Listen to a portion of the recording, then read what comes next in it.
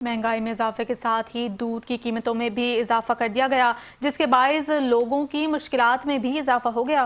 दूध की कीमत फी किलो 220 से बढ़ाकर 240 रुपए कर दी गई। इस हवाले से मजीद क्या तफसीलात हैं जानते हैं फतेहुल्लाह से, जो इस वक्त एक दूध की दुकान पर मौजूद हैं।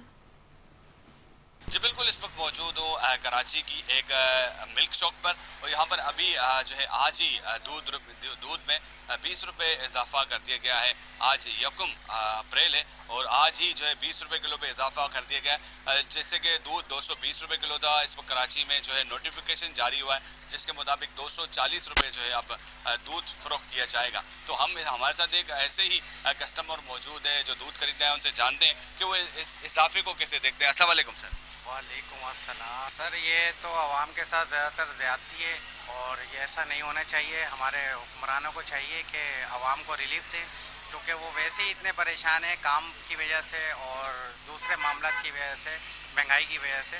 तो आवाम को जो है थोड़ा बहुत रिलीफ मिलना चाहिए। अगर ये 220 रुपये दूध था तो कम से कम 200 कर देते। ज़्यादा तो बहुत नुकसानदेह उनके लिए, आवाम के लिए।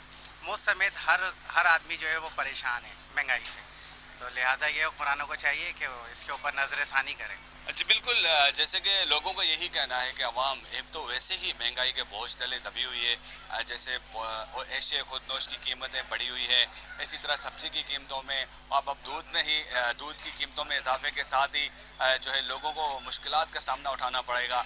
लोगों का यही कहना है कि हुकूमत को चाहिए था कि बजाय दूध की कीमतें बढ़ाने से उनसे कम कर दे, ताकि हमारे जो है जेबों पर जो बोझ कम होता। तो लेकिन गवर्नमेंट की जानिब से 20 रुपये बढ़ाकर आवाम की जो है जेबों पर इजाफा किया है, जो कि आवाम इसको मुस्तरद कर दिए और इनका मुतालबा यही है कि जो है कीमतें कम की जाए। जी।